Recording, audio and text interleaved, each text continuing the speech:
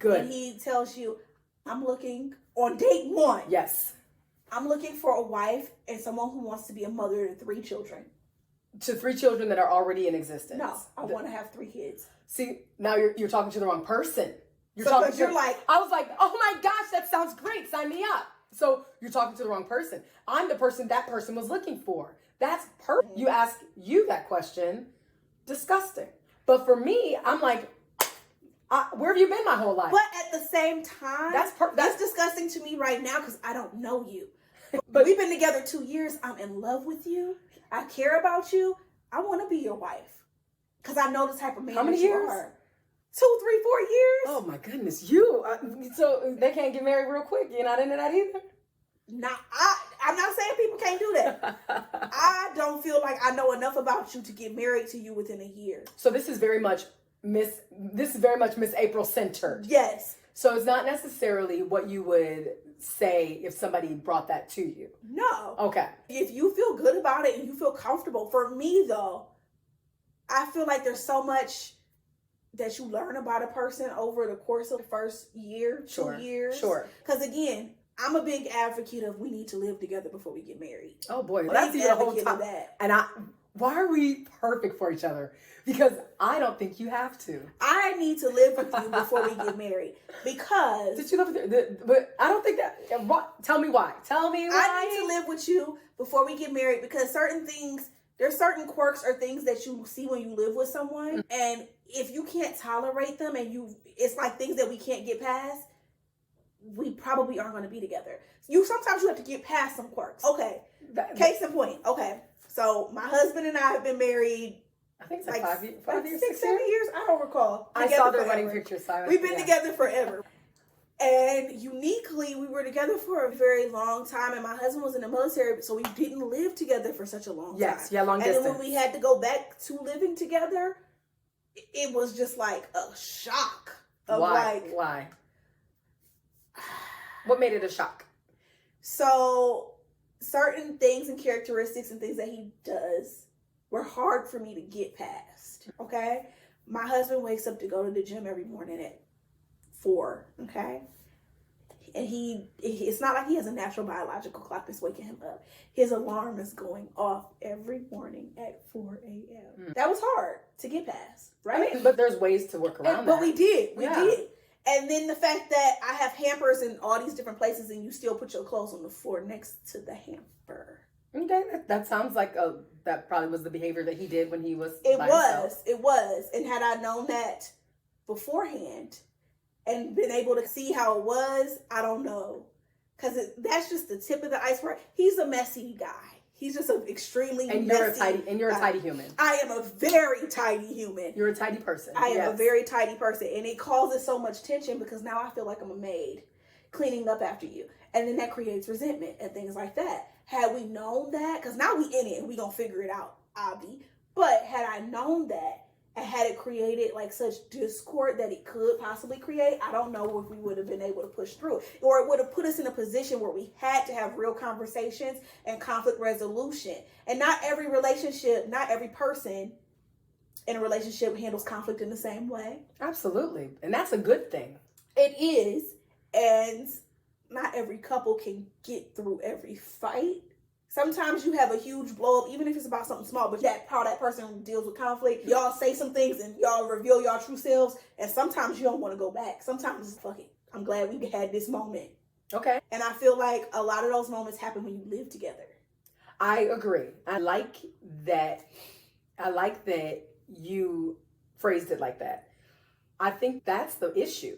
You have to realize that you're not going to move in with somebody and everything's going to go roses and apples. It's going to be challenges. And I think that conflict actually gives you skills to be able to handle other things within the relationship.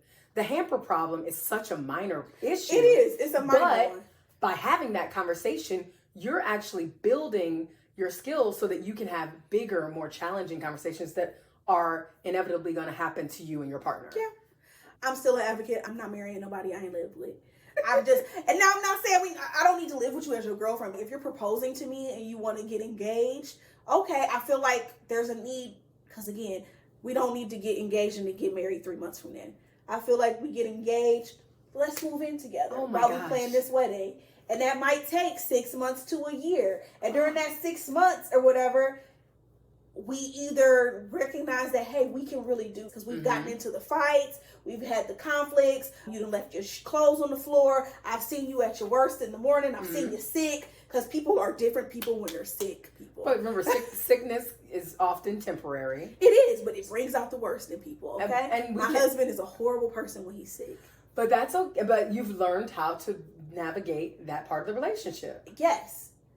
But I didn't know that until I lived with that man. Because obviously you've been sick during times when we've been together, but you've been able to keep your happy face on. You've still been romantic. You've still been kind and courteous. And then we live together and I know you're an ogre. Okay. I didn't know that. So the reason I am okay with moving in with somebody that you plan to marry, especially if you are in love and you have good communication with this person, is because you have good communication with this person. You said when you plan to marry, so like that. No, you said you wouldn't move in with somebody that you were gonna marry.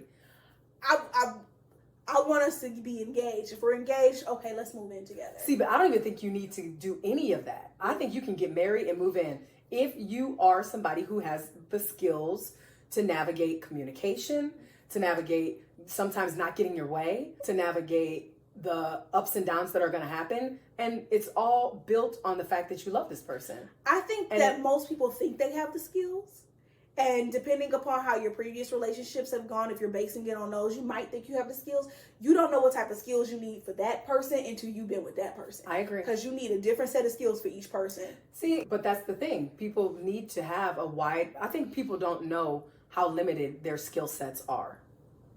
And I think that's part of being in a relationship, is knowing how you are going to explore a relationship, knowing what kind of things you're going to struggle with. And so that's why I think you have to know yourself.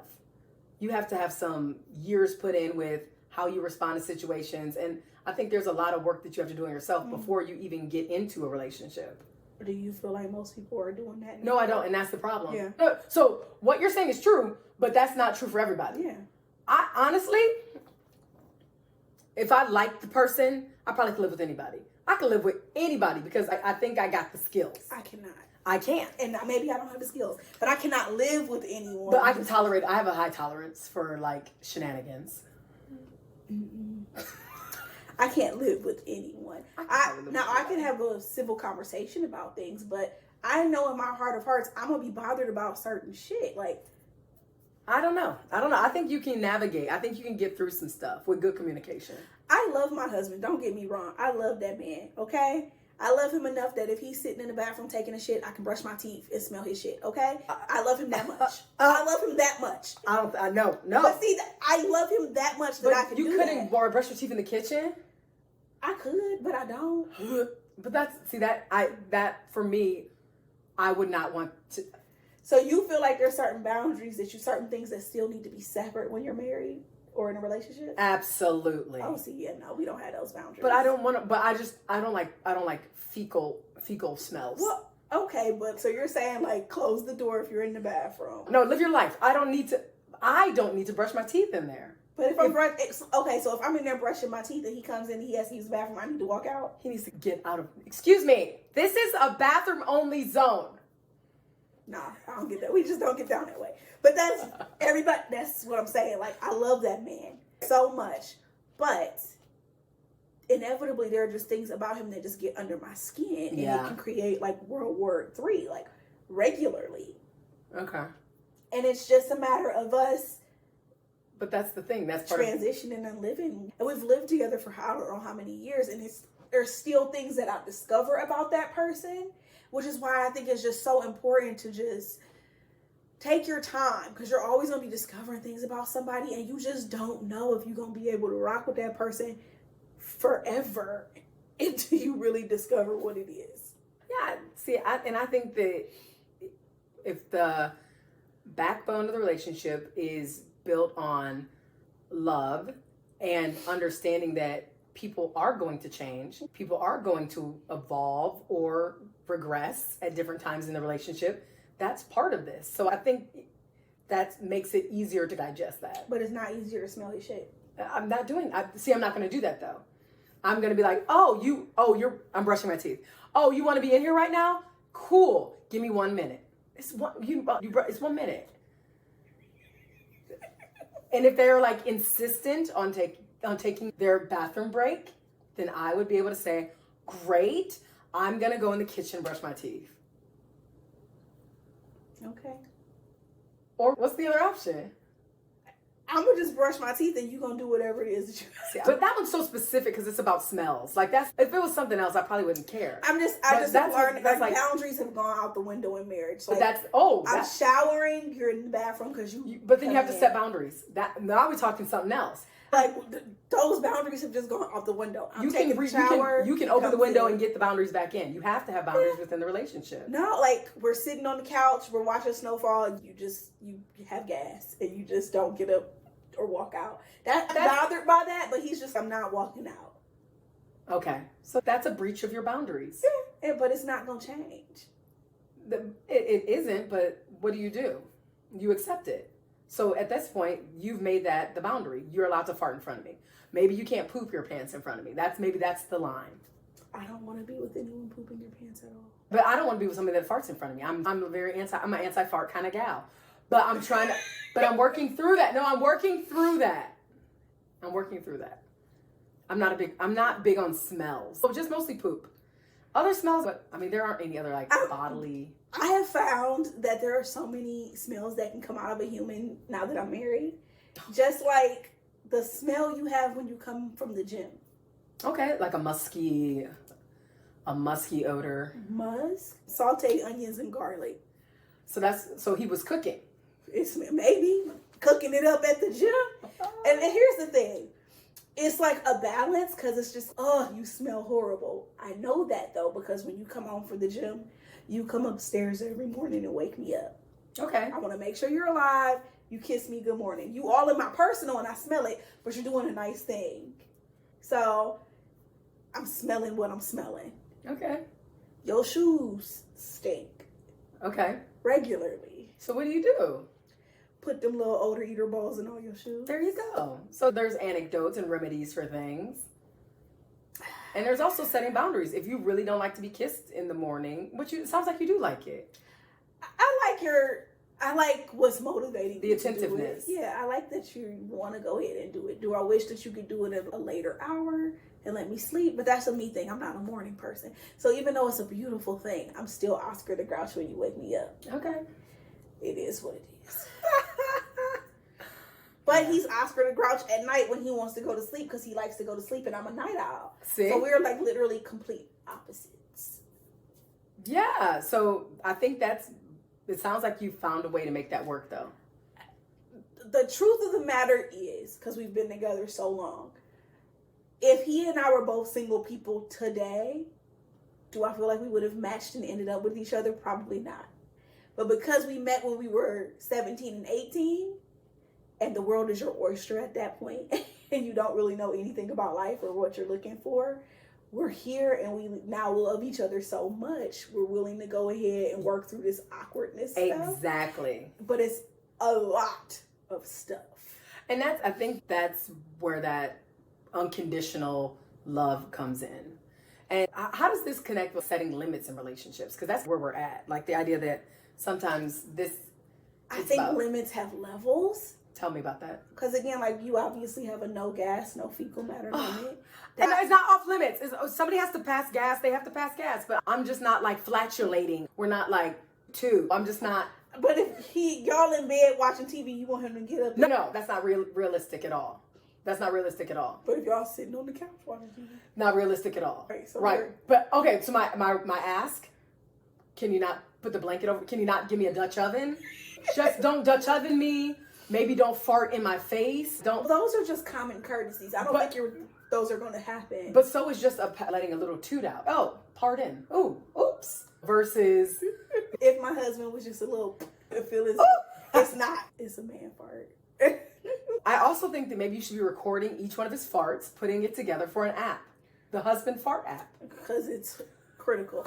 But those are certain boundaries, but I don't think I have as many of those. But there are boundaries, and I want to be respected.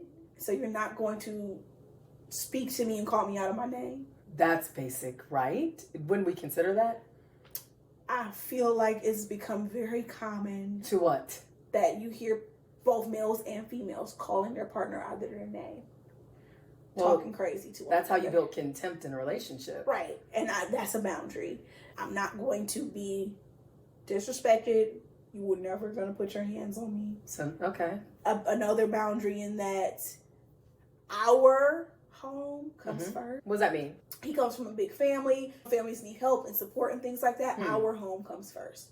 I think some people struggle with the fact that when you get married, your immediate family changes. Now your spouse is your immediate family. Okay.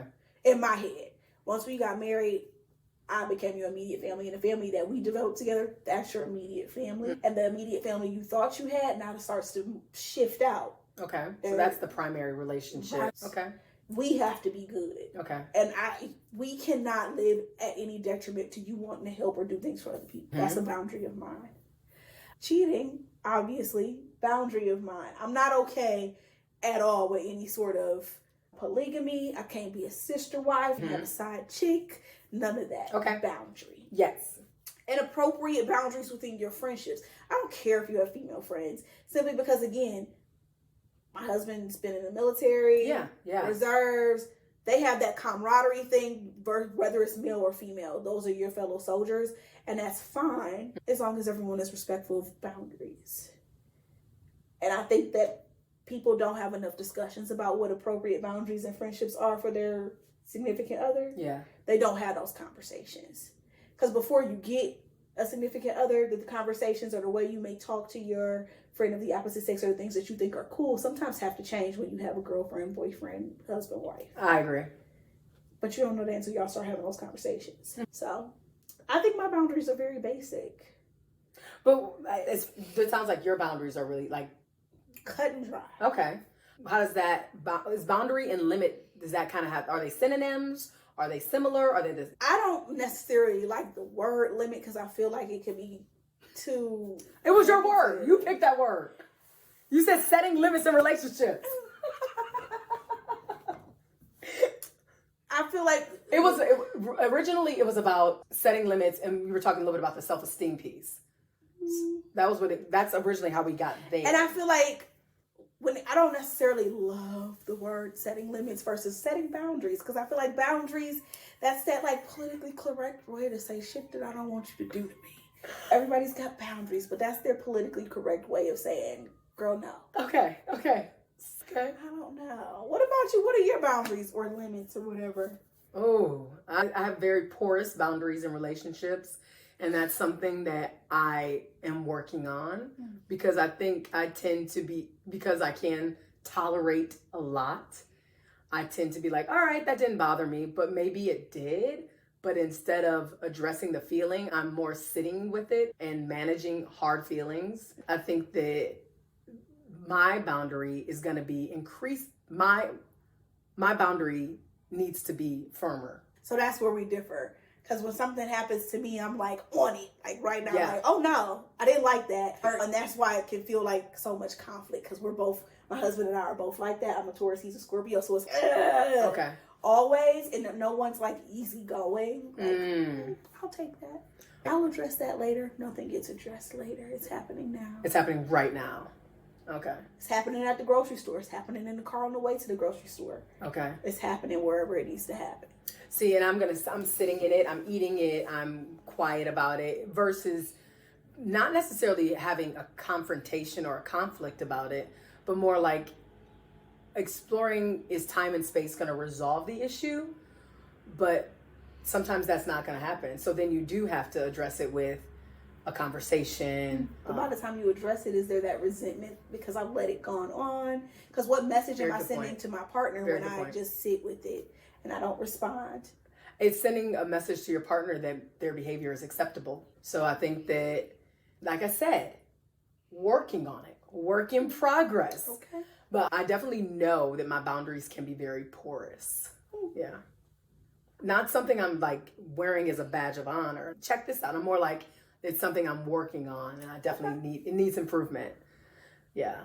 See, for me, I feel like I have to have my limitations, because if I don't know, and that's a control thing for me. I know it is. It's about me having that controller dictating something.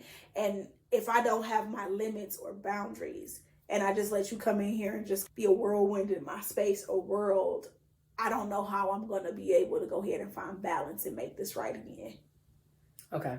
So I don't think it's immediate, but if you see something and foresee it being a pattern in their behavior, you're going to address it right away. Yes. And I think that it's not that I'm doing it wrong, but I'm waiting to see if it's a pattern. Because sometimes things are a one-off. I've decided it's a pattern. I've decided this is how you get down, and I don't like that. And if it's not, I'm letting you know I ain't like it, so you can mental note, don't do it again. And I guess that there is also some benefit to even addressing the fact that you don't want that behavior to be repeated. So I'm not mad at it. I'm not mad at that. I guess it could take some identifying, like, all right, I don't want this to become a pattern. So how do I want to let you know that this is how I need you to treat me? Okay. Hey, I love that. I'm going to take that with me. I might have to talk to somebody to take somebody. I see some stuff. I see it. I don't want this to be, there's so much power in those words.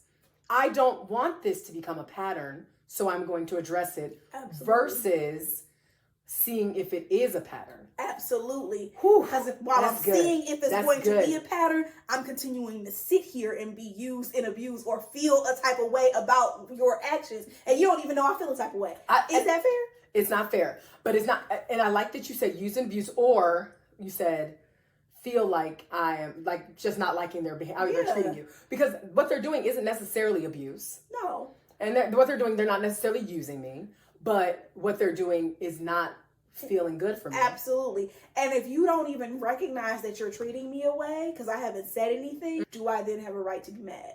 I think you have a right to your feelings. You have a right to feel frustrated or mad or whatever you want to feel. Yeah. Can I direct that towards you in a way to say you're doing this and what makes me feel if you don't know? No, I agree with that. That's that assuming that other people know how they're treating you. I think it's more about me addressing what it is that I need. And that is a huge pillar in work, in the therapeutic work that I do, is talking about assumptions and talking about needs. We have to let our partners know our needs. Absolutely. Because even that conversation, it'll be shining a light at some point, maybe on some of the things that they don't even recognize that they're doing, that have even been the detriment of previous relationships. Because this pattern has gone unidentified.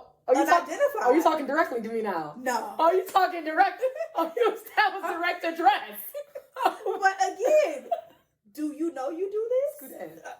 Do you know you do this? Because if you don't know you do this, let me tell you something. Okay. Let me help you out. Because okay, so part of this is I live for psychoeducation. How would I say that appropriately to my partner if I wanted to let them know that?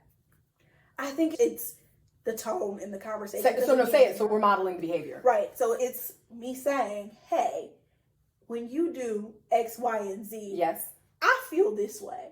Okay. And I've noticed that it's something that has been a pattern just in our conversation, in the way you've described previous relationships. You've described previous relationships. You described certain things that you don't like, and you still continue to move this. And I don't know if anybody else has told you how they felt, but I'm going to just speak for me.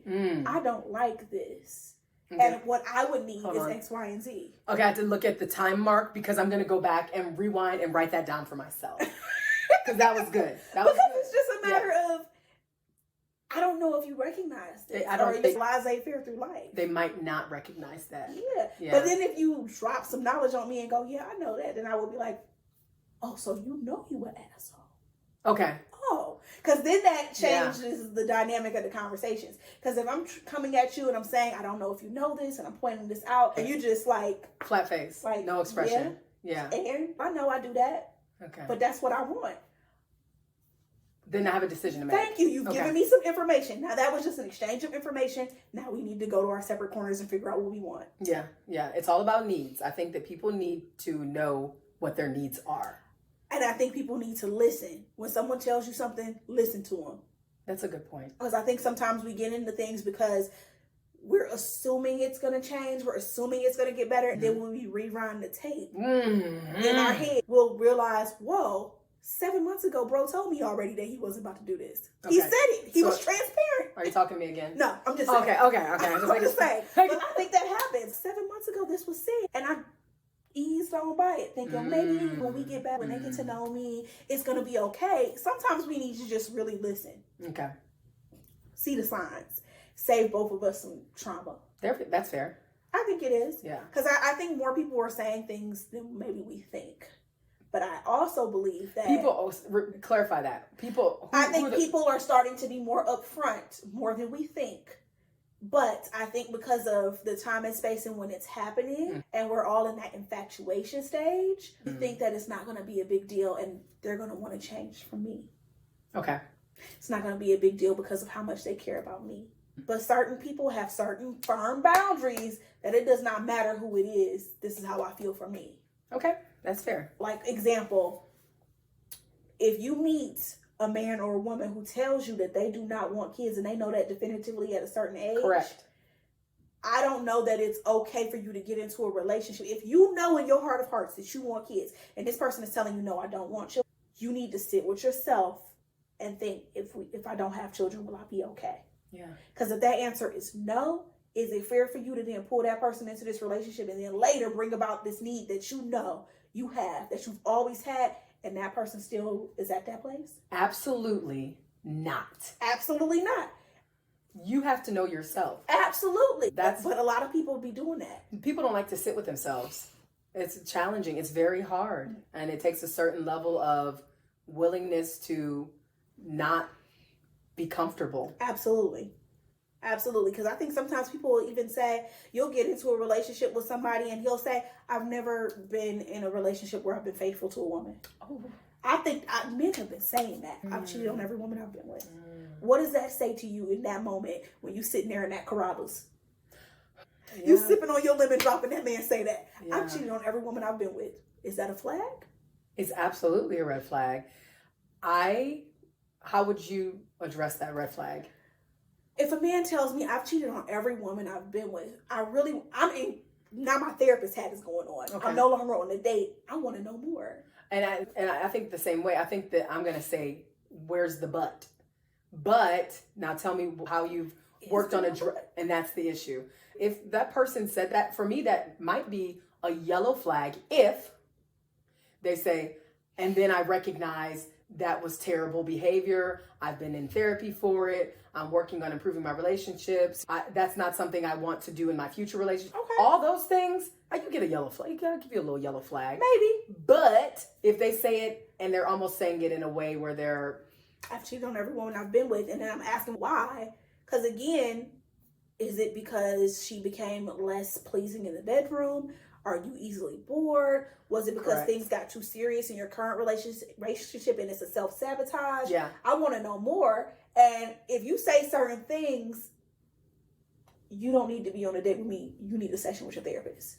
You need to do the work before you start dating again. And that's what I was saying. Doing the work is really important. If you haven't done the work, red flag. Then it's a red flag. Please. It's a red flag if they haven't done the work. It's a check, please, and you can split this. I'll pay for myself. I'll pay for myself. Split this. So would it be a yellow flag if they do say, I've been working on it and addressing, or does it stay red for you? Because I'm gonna say yellow flag. I think for me, if you've been doing the work, I don't know if it's a yellow flag or if it's a red flag. I think it tells me to move with caution. Okay. And maybe even extend the period I would want to even date you while I'm dating other people, because we're not exclusive. I don't know that I would want to be exclusive with you right away. I would need you to show me something that you really have done the work and that you're really looking for something else. Because that's the next question. So you've cheated on every woman that you've been with. What exactly are you looking for? Yeah, and then also on top of that, who said anything about quick exclusivity? Like, that also is something to explore. Because we should just be dating. Yeah. To date. Yeah, especially that early on. Because a Carrabba's date is usually like a first or second date. Yeah. So it would be early on to be even thinking about exclusivity. Carrabba's date is a first or second date for some people. Netflix and chill is not a date. Netflix and chill is never a date. No, that's something you do with somebody who's already your man. Or you just like that kind of stuff and it's fun for you. Right, but it's not a date. not a date. That's your thing. That's your weekend thing. Or your Thursday thing. Yes. Maybe you linked up with somebody on Tinder and that's what y'all doing. Fine. Fun. As long as we all are aware that this is not a date. Correct. I should not leave that Netflix and chill thinking, that's going to be my man. I'm about to text him tomorrow. Girl, no. I'm sure somebody is going to disagree. And so I will make sure you put that in the comments if you disagree. If you got a man after a Netflix and chill, let me know. Let us know. Because maybe, I don't know, but Netflix and chill is not a date. Okay. 53? That's April. Okay, so 53. What was it? Some change? Yeah. So I'll let it ride out. I'll say 54. Okay. Oh my gosh. So that's going to be 8 different. So we have enough for probably 2 or 3 episodes. Really? Maybe more. Because I don't. No, they're gonna cut them. Oh, cool. Yeah. So they'll be. We probably haven't. Honestly, we probably have enough for a couple episodes. I think so. We stopped here, setting limits in relationships. Mm-hmm. What you've been watching? Okay, let's talk. This is what I'm thinking. From what we talked about today, I thought this might be good. So every episode or every time we meet, we'll do what you watching. I like this segment we just added. Red flag. What red flag? Oh, say what it's called. Give it a good catchy name. Because again, I like that you said, is this a red flag or a yellow flag? Or red flag or no? Green. Like, because is it a red flag or no? All right, red flag. Okay. Or no. Okay. I've cheated on everyone I've been with. That's a red flag. Red flag or no, I like that segment because that way we can talk about that kind of stuff every week. Anything else that you thought was like, because I can turn this off. Anything else? Push me, give me a push.